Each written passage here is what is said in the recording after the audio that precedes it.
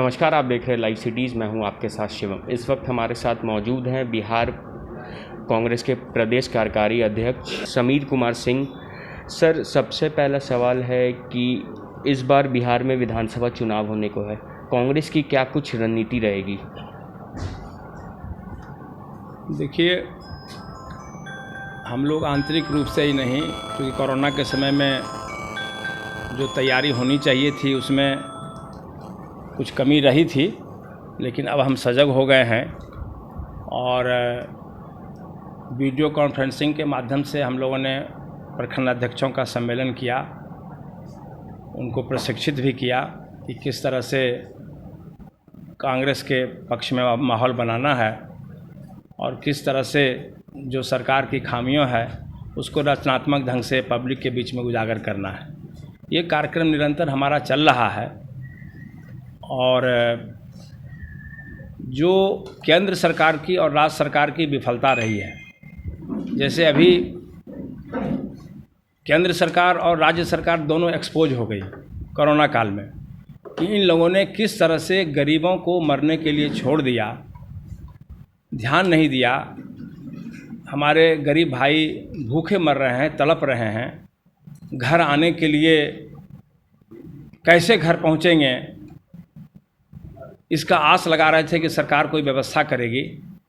लेकिन बिहार सरकार के मुख्यमंत्री जी ने जब हाथ खड़ा कर दिया तो सोनिया गांधी जी ने यह अपील किया कि हम गरीब भाइयों को ट्रेन का भाड़ा देंगे और उनके घर तक पहुंचाने का काम करेंगे।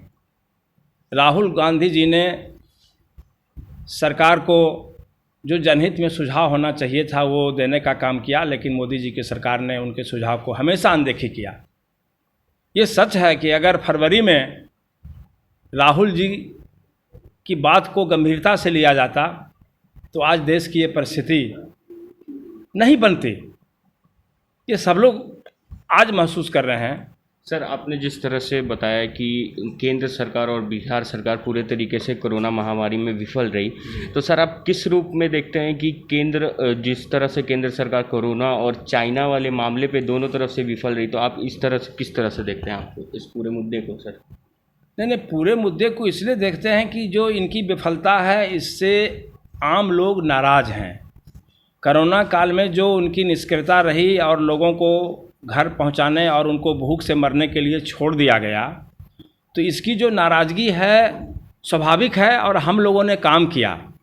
भारतीय यूथ कांग्रेस के लोगों ने करोड़ों लोगों के घर पर खाना पहुंचाने का काम किया, निरंतर जारी रहा पूरे देश में। तो स्वाभाविक है कि हम लोगों के पार्टी के लोगों ने जो मानवता का परिचय दिया है तो उसका असर तो लोगों पर पड़ा ही है।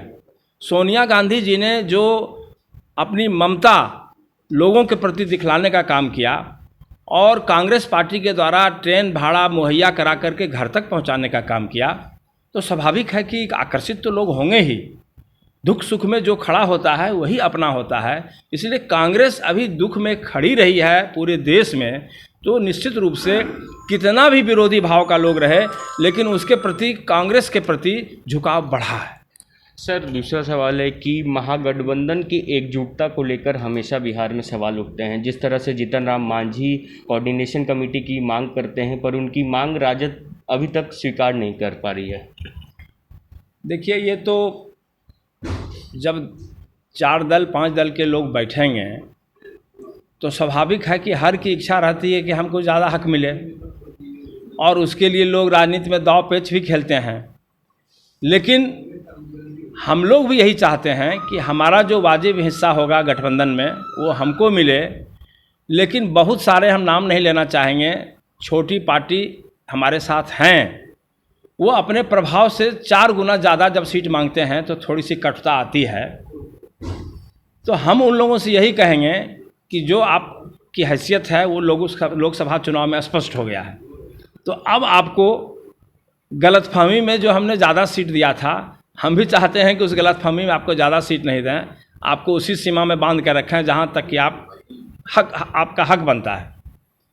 तो हमको लगता है कि लोग समझेंगे, महसूस करेंगे। अगर भारतीय जनता पार्टी को काबू में रखना है और देश हित में कांग्रेस को लाना है तो स्वाभाविक है कि सीट पर जिच नहीं करके कंप्रोमाइज़ करके और सरकार को बदलने के लिए एकजुट होने की ज़रूरत है। हम समझते हैं कि ये काम होगा और धीरे धीरे हमको लगता है कि इस काम में हम लोग सफल हो जाएंगे।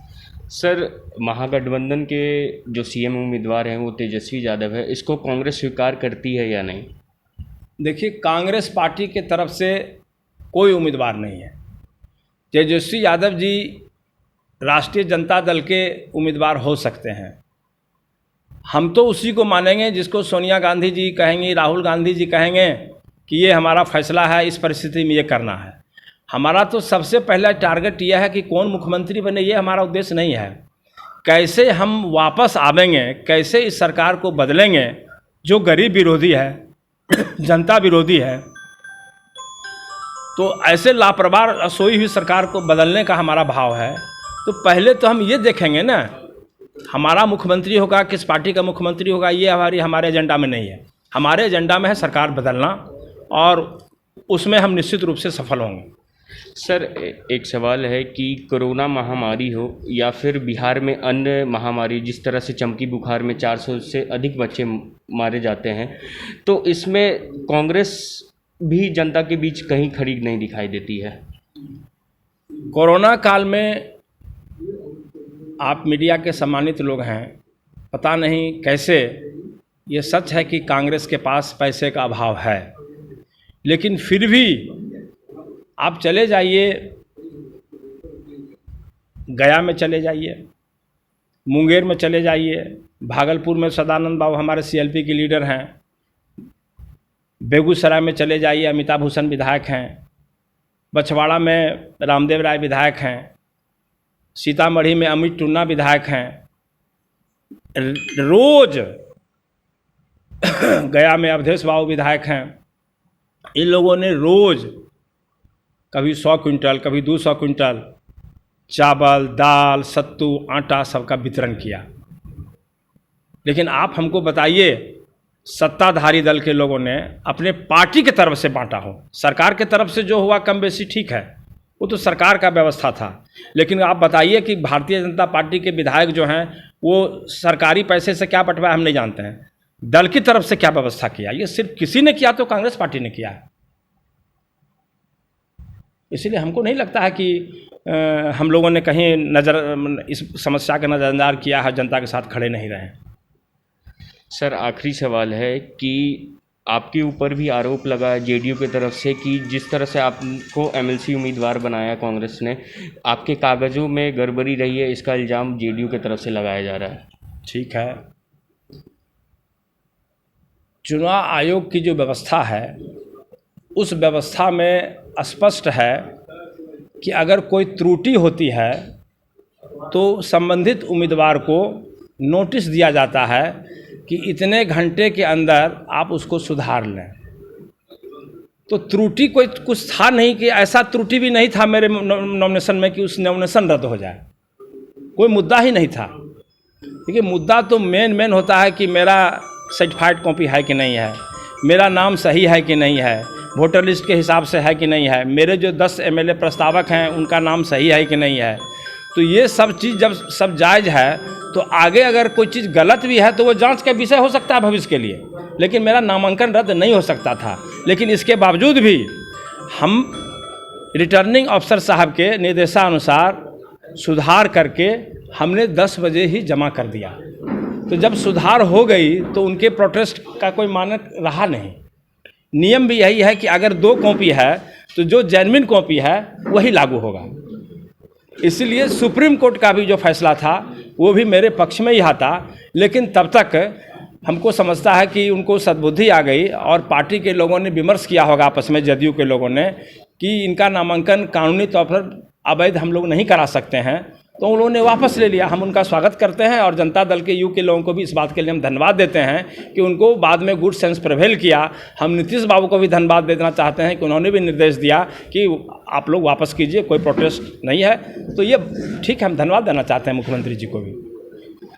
तो आपने सुना, इनका साफ तौर पे कहना है कि कांग्रेस बिहार विधानसभा चुनाव के लिए पूरी तरीके से तैयारी कर चुकी है। वर्चुअल तौर पे उन्होंने अपने पार्टी के प्रखंड अध्यक्षों से भी बात करना शुरू कर दिया और इनका ये भी कहना है कि तेजस्वी यादव राष्ट्रीय जनता दल के उम्मीदवार हो सकते हैं, कांग्रेस के नहीं। हमारी आला कमान तय करेगी कि हमारा सीएम कैंडिडेट कौन होगा। बहरहाल आप बने रहे हमारे साथ। अगर आपने हमारे चैनल को सब्सक्राइब नहीं किया तो जल्द से जल्द सब्सक्राइब कर ले। धन्यवाद।